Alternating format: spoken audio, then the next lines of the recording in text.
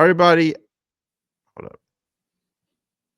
There we go. All right, everybody. As promised at the top, I'm joined by Zach Keilman, UFL podcast around the UFL. And honestly, Zach, welcome on to the show. I appreciate you coming on as always when you come talk UFL. I'm going to be straight up honest with you, man. In August, or right here at August, end of July, I did not expect to have you on to be talking UFL. Knee deep and getting ready for the college football season down here in the South and in the NFL too as well. But big news it hit last week. But again, I appreciate you coming on the show and kind of talking all about it. I joined you, Phil. Glad to be on. I guess to talk with you, though. Subject matter is probably not the thing we were expecting to be discussing. Is what it is. UFO off season is its own thing, and I guess here we are for right now. Not even if it's not wholly finalized yet. Yeah, and this is kind of news. Attention the league probably doesn't want with everything going on. We'll get into from everything last week. People out there not know what we're talking about, but you really got to be hoping this time of year is when you want to hear about UFL stuff. As players, NFL preseason is about to kick off. Training camp. What are the UFL players doing in training camp and stuff like that? But of course, last week, James Larson with the breaking news coming out over on Twitter, X, all over the place about pretty much the whole UFL conference relocating. Cities Boise, Idaho, Columbus, Ohio, Florida, maybe Orlando, and then Louisville or Lexington, Kentucky. Just with the news and everything that comes along with it, just what are your thoughts? It definitely signifies that they are, if this is the plan and if this is what they finalize, because I've already seen stuff from people in Boise that are more connected to that scene. They're saying it's not guaranteed that they'll even be there, but there's talks, and I think it just signifies what they need to do best, and let's find out how to make this business work. Is the deal? I also, in my opinion, I think the adage of the USFL days of the TV ratings are the driver of many of these metrics. I think that's done. I think we're now really seeing behind the curtain that it's ticket sale based again. And it's definitely about getting butts in seats, getting those gate sales and merchandise sales first, and then working on everything else second. And if this is the plan they go with, it seems like that's what they want. They want to get markets that they can activate more quickly and that they can find new underutilized football places with less professional competition from other professional leagues to draw people in. That's the only, if you look at the pattern of that, Phil, that's really what they're doing. Yes, Columbus has the Blue Jackets in the NHL and the MLS team with the Crew, and Boise and Louisville or Lexington, they really don't have much else in their way as well during the summer. The only one that would be the head scratcher to many people is the Florida market, whatever they choose. But let's be honest here, really, to me, that just seems like they're picking one for, one of the owners. If you catch the pattern from previous, remember Danny Garcia, her team was the Orlando Guardians back in the day. To me, that seems like it's either leveraging her getting a team, or as the rumors have swirled about that Tom Brady has a clause in his Fox contract that he could own a UFL team in Tampa. So they're definitely pivoting for reasons for one way or another. It's definitely about either, for the most part, gate sales. Really, it's really about getting people in butts and seats, getting direct cash, and realizing that the TV angle is going to be, I think, to me, nice, but it's not really bringing in the dollars that make sustainability for these venues and for the places they're playing in. Yeah, that was always kind of like the feeling you got that, okay, you want people in at these games. You don't want empty stadiums, but you want the TV ratings. The ratings are the priority. But now, as you're saying, they're looking at the attendance side. I guess for me, just looking at it and look, always been a fan of these alternate leagues and just kind of thinking I could see Columbus being a great market, whatever you want to do in Florida, and then the Kentucky market. I don't know. Something just does not seem right about Boise. I don't know. Maybe I am just being a Boise hater, Zach, but just overall, just, kind of whatever happens. What do you see with the Boise market in an alternate football league like this? I think that's the one that a lot of people have had the most talk about because it seems very I think very left field, because I think Louisville or Lexington's kind of, it's a little bit nearby geographically. Louisville is definitely, either one of those cities in Kentucky are reasonably sized, cities, kind of like St. Louis, I think. But like the Boise argument, I think, is a fewfold. I think one, it puts them on the west coast of the U.S. They start moving that way. Remember, they still have a deal with Seattle for Lumen Field if they want. They have another deal from the XFL days. So you could, in theory, start a team there and then have kind of two nearish by opponents. Boise, Idaho is on the border of Washington, so you kind of have a little bit of maybe a two-state rivalry there if you wanted. Again, it's a town that doesn't have professional competition. You go there in the summer, it's a college town primarily. It primarily focuses on the Broncos over Boise State. There's really nothing else pro sport wise that's competing there and that you're fighting for kind of the eyeballs or the attention of. The flip of this, though, and I had a great write-up that I found. I forget who had it, but it was a local DJ, one of the local radio spots. They write opinion articles and whatnot, and their opinion on the situation was, yeah, it would be cool, but he thought that his market, his city, was more of an outdoorsy market in the summertime because it's big sky country. Folks like to go out and about and explore and kind of go into the wilderness and all that and do some outdoorsy things, was his take. Now, that could be the case. I'm not 100% sure, but I think a lot of people argue that there's no competition. So you go into that market and you talk to people right away and you get them excited for football because, Boise State football is a big deal there. That would be your draw. But beyond that, it's not a TV market. It's more about gate sales. And I think that's really one of those markets in this list that really signifies it's not about the TV, because if it's about the TV, you don't leave Birmingham because of the fact that Birmingham, your local ratings are killing it right now. Same for Michigan. It's top 3 as well. And it's not about market size either, because again, Michigan being in Detroit, that's a top 15 television market.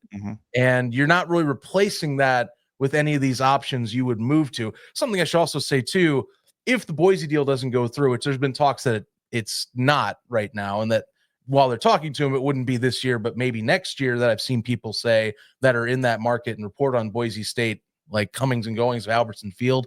James has reported it's Oklahoma City or Tulsa would be maybe a replacement market, which again, not much competition going on in those cities. It shows the same pattern. There's a easier way of getting people involved and maybe getting people's butts in seats at gate ticket sales is what they're looking at. Not to mention Tulsa, which I'll give an argument for TV here, was one of the top local markets and has been a top local market for spring football for some time now, if they go to Tulsa. I will say this with the Boise thing. I can't see it being such that I remember the original UFL from 2009 to 2012 when they went into Omaha. Omaha was not looked at as probably a normal market, but it blew up because it didn't really have, much going on. Nebraska football, but UFL was during regular football season, but during the weekend they had great attendance there at Rosenblatt. So maybe that's kind of, I think that in my head, just of what I've watched of these alternate leagues, maybe that's the biggest comparison you can make. And then you look at Birmingham, Michigan. Look, we talked about Memphis at length last time I had you on with their future. And then look, I just think the UFL killed the Houston market. That's just an opinion of mine. With the gambler Roughnecks, you're not alone in that sentiment. Yeah, because the Roughnecks, had a good brand and I think a following there in Houston. With what they were very successful, and then the gamble, they just messed that up. And then we know what's been going on with Memphis. But you look at Birmingham and Michigan, as you mentioned, Birmingham, they've won 3 spring championships, the number 1 TV market, and then Michigan, you look at the numbers, they had an uptick in attendance this year. They were going in the positive direction. When you look at these two, just what you've seen and what you know, do you think there is a chance that these two teams do survive and are playing where they're at in Birmingham, Michigan in 2026? It's going to be tough. I'm going to go right off the rip and say, I feel like my team is definitely least likely to play next year of those two, because it's based on from the conversations that, we've had with James on around the UFL or his own articles, and other combos in the past. By the way, this has kind of been an ongoing issue of Ford Field being kind of the centerpiece of what the Panthers are going to do, because you have a very, by UFL standard, expensive stadium rent of $500,000 a game, 2.5 million per season to play there, along with the fact that you are not a primary tenant and the stadium doesn't view you as a primary tenant. So you're always being shuffled around for stadium dates and whatnot. We saw again this year, even if they were the first seed, they weren't going to be hosting a playoff game, which has been a consistent problem since 2023. Along with home dates, they were shuffled into Canton, Ohio for a game in 2023 with the USFL,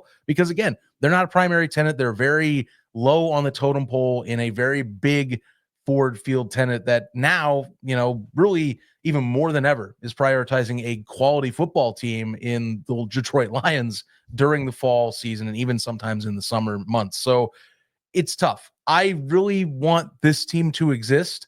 I think all the other metrics say it should exist, but they're in a really tough spot, like a rock in a hard place with their venue.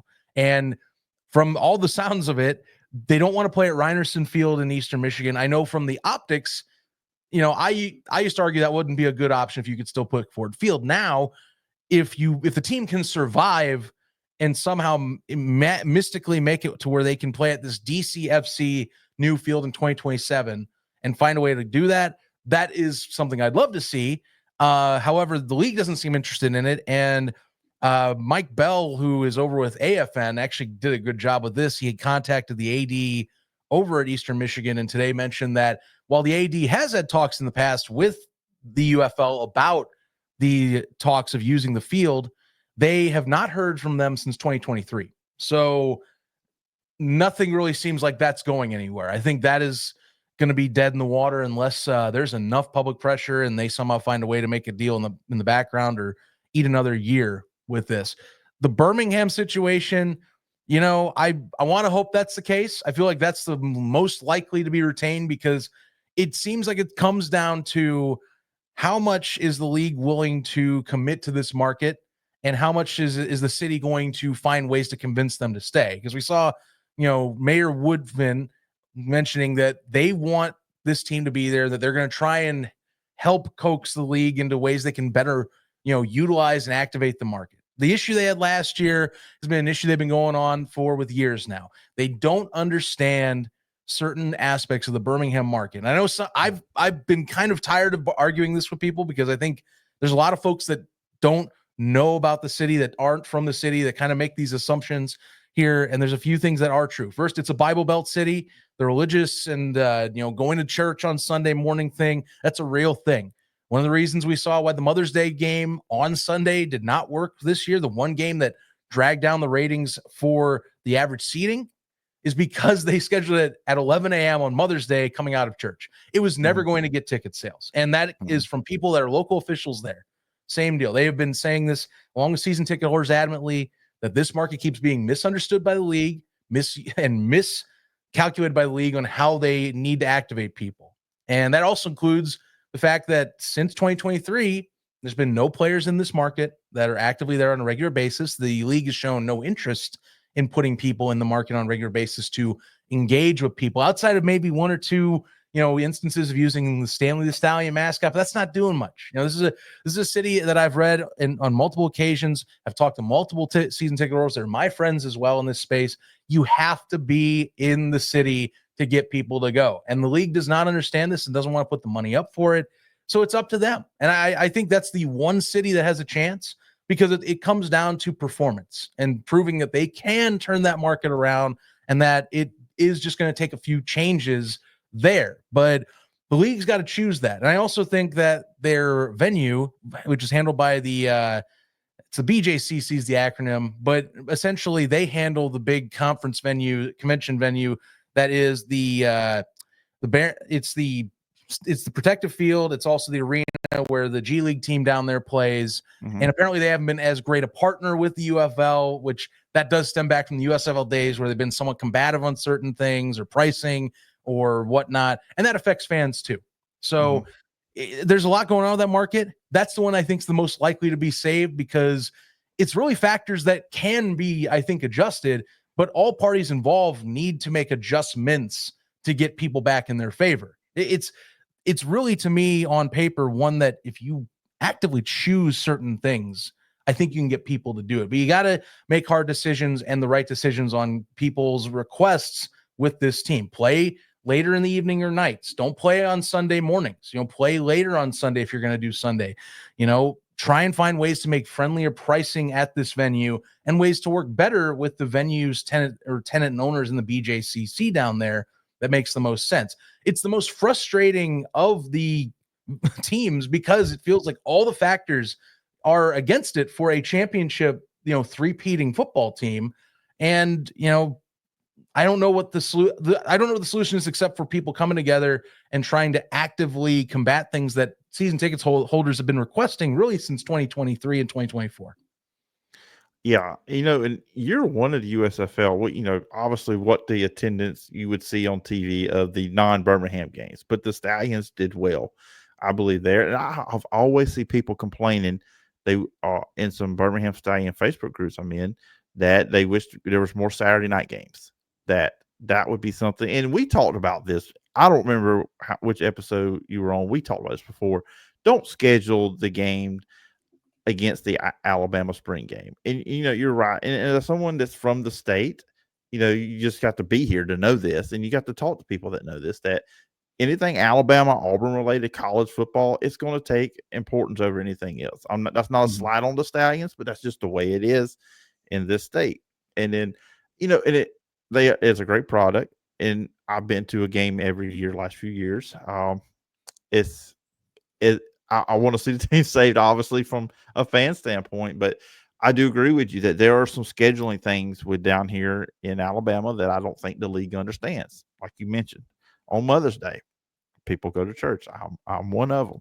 11 o'clock game on a Sunday is just not going to work in Alabama. Yeah, it won't.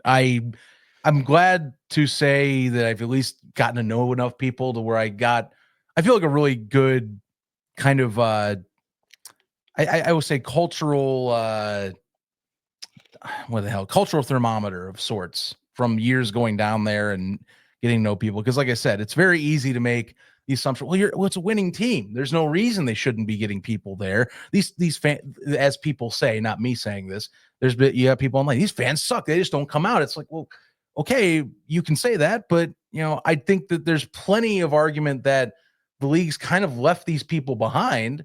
The USFL did do their best, I felt, to get people in butts in seats over 2 years. And, there were good efforts there. It's just that, since 2020, late 2023, since I've been talking to people more about this, it just feels like progressively certain aspects of this whole conversation have either been ignored or they've gotten worse from, like, again, either the UFL's end or the BJCC, who handles the convention center whole block that is with Protective Stadium. That both of those sides have kind of failed fans in the regard of kind of catering to them. So it's going to come down to these parties figuring this stuff out. I thought, by the way, that when I was reading up on like local takes on this, I was good to hear from Roy Johnson, who I had a few years ago on one of the first spring stocks that me and the ref did.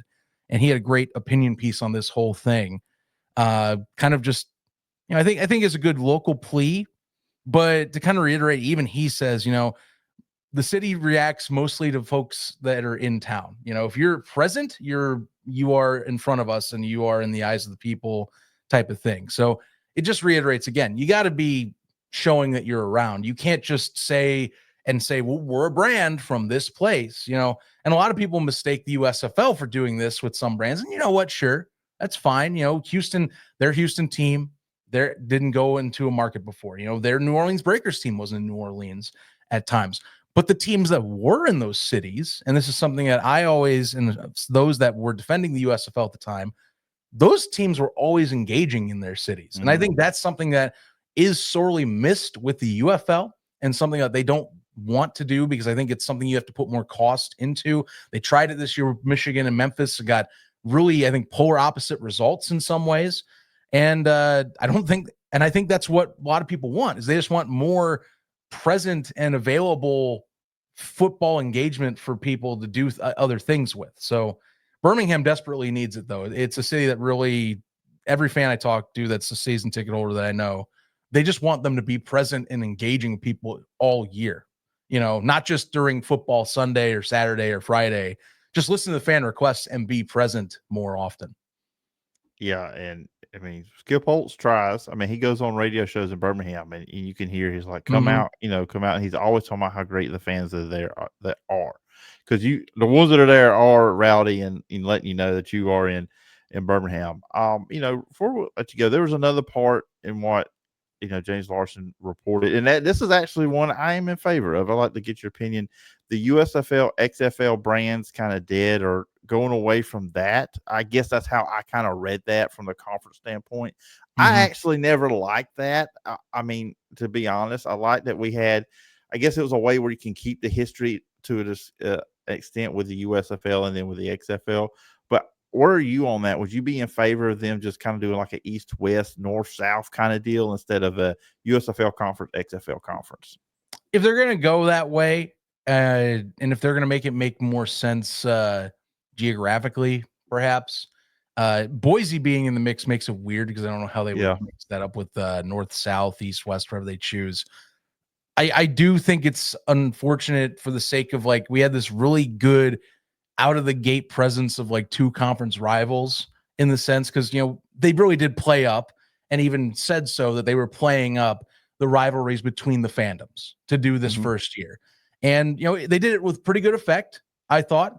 Ratings for the season and also the championship were up and everything. They did a good job. But I think maybe at some point along the line they looked at they took the temperature of the online conversation and while it's not everybody, there is a minority section of people that either adamantly hate the USFL or adamantly hate the XFL, which I'll be honest, the former gets, I think, a lot more than the latter by a wide margin personally. But, I don't have any say in that. And some people just do not accept that they had the first over the second. And so maybe that's what they're doing is, they don't want to see two sides ripping each other apart like that. I don't know what the case is, but they really didn't play it up this year. They kind of just, Stallions won last year. They got that nod over the XFL team, even though the XFL also won by one game the regular season bouts. And then they just kind of wiped the slate, started a year new, and it was just about the league with those brands. And I think that maybe they don't feel those brands are as valuable post-merger that way. And especially if you're going to kill an entire conference worth of teams and all three of the USFL brands that you have, I mean, what's the point of keeping around a division? Yeah. Which, that's where I kind of more get it is, if you're going to axe an entire, conference, but it's really division to me. If you're going to axe an entire division of teams, what is the point of keeping that around? If you're not going to go primarily to any cities that have those old USFL brands, it doesn't make sense. You might as well just start fresh, kind of rid yourself of these two league entities and say you're one specific thing, which I also will say finally maybe plays into that, they put themselves in this box with the merger that maybe there's confusion on the brand not being recognized as this is what this turned into. Because I think a lot of times we look at our very focused fan base and we know that it's the UFL and that's these two old entities combined into one. But we don't always concentrate on the folks that are say NFL fans or more of the casual sports fan that's trying to follow this. And I'll be honest, that conversation, a lot of those people assume that the XFL was still maybe around or dead or something like that. And it just didn't show up again. And I think they want brand consistency. And I think that also just gets rid of any confusion on what this is when we just 2 years ago had two different spring football leagues, both drawing a million or so, a million or so average championship and high six-figure viewership numbers. I think they just want to say we're just one thing. That's it. That was our history, and that's all you need to know. Simplifies people's viewership and understanding of what's on television too. But I think more logically, why bother with those if you're just going to kill an entire division anyway? That's really, to me, the primary reason. Yeah, you bring up, in 2023 had two separately. This is my final question, and I kept you a little bit longer. No worries. I always enjoy talking with you, so please go fire away. And I put this in a Facebook group, and I was serious. I'm not joking. Almost wonder We probably wouldn't be, but I just kind of wonder, would we all be better off if they just had stayed 2 separate leagues? Sometimes I do think, and I think I'm more on the side of yes now, that we should have stuck it out separate. The issue that came up during the 2023 season that I kept seeing repeated, mostly again, we're talking the bigger sites that cover football, the Pro Football Talks of the world, the awful announcings, the SIs, not that are not the UFL on SI, by the way. We're talking like bigger SI. They would always bring up the case of how long can you sustain two leagues in a niche space in sports like this? Because again, both of them got solid ratings. Yes, the USFL did have a dip. However, you can account for a second year coupled with competition being a reason for dipping in that. But they still both had 1.2 million plus and were very close with championship ratings with each other and playoff ratings. So it was pretty neck and neck.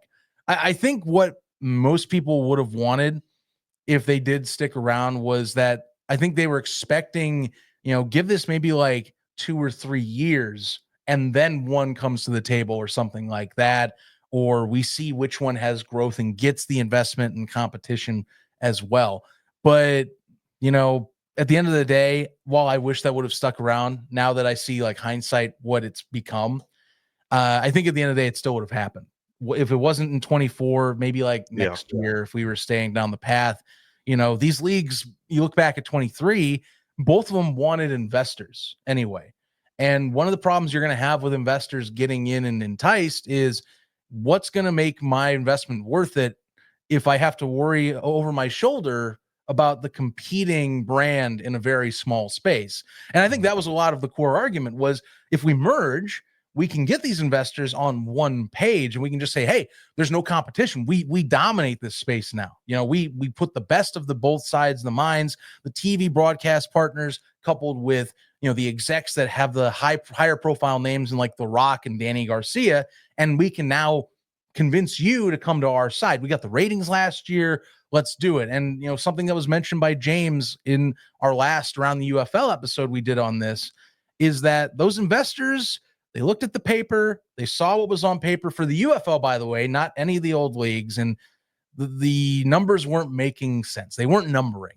And so, that part not being able to execute on that is a big red flag, I think.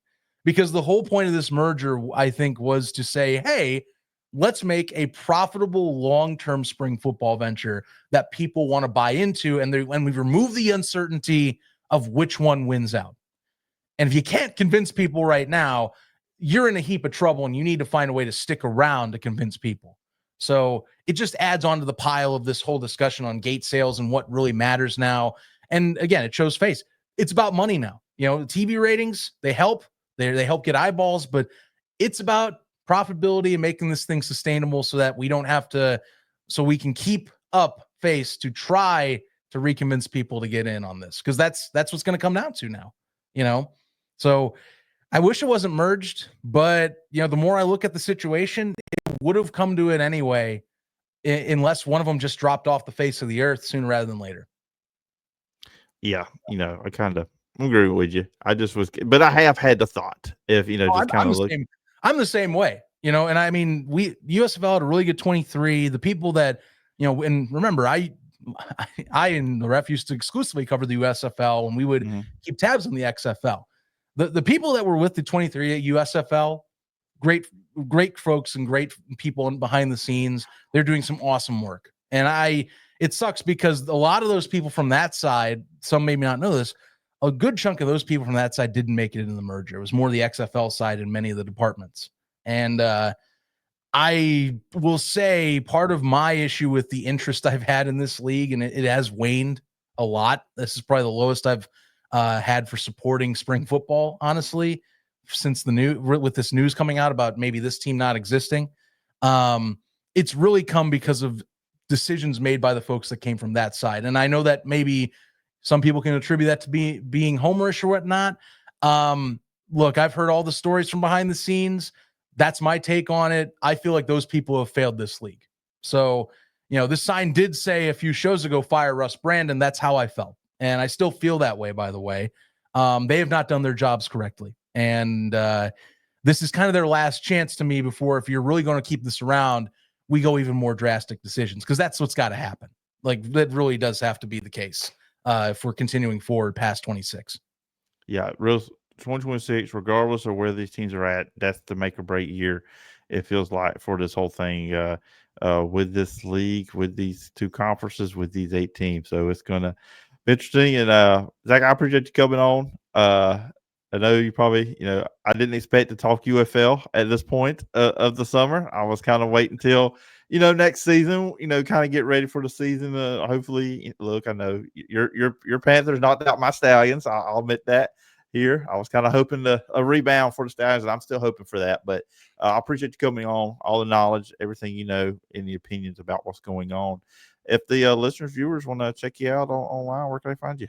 Always glad to talk to you, Phil. And yeah, you can keep up with me. Just go at Zach Keilman right now. I've been jumping on for some of this stuff, and mostly on Around the UFL. At Around the UFL is your social tag for that. Not sure if we're going to be doing one soon. I mean, we're waiting on to see what happens with the league announcing, which hopefully that's in the next few weeks or so, because again, it's getting kind of late. Otherwise, follow at UFL Podcast for the UFL Podcast. Hopefully, should be doing a show with my co-host here soon on that, just kind of since he and I both are going to potentially be losing our teams.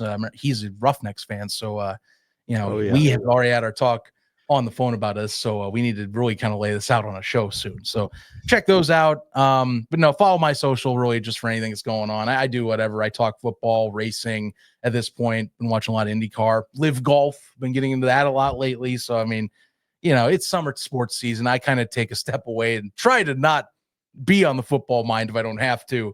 But it's a little hard now with this going on. Yeah, absolutely. Well, anyways, we'll hope for good news when they do let us know what's going on. Hopefully, it won't keep us hanging too much longer. Yeah, hopefully. But Zach, again, appreciate the time, and look forward when we get to talk again, and hopefully on more positive terms. Fingers crossed. I can only hope. Fingers crossed.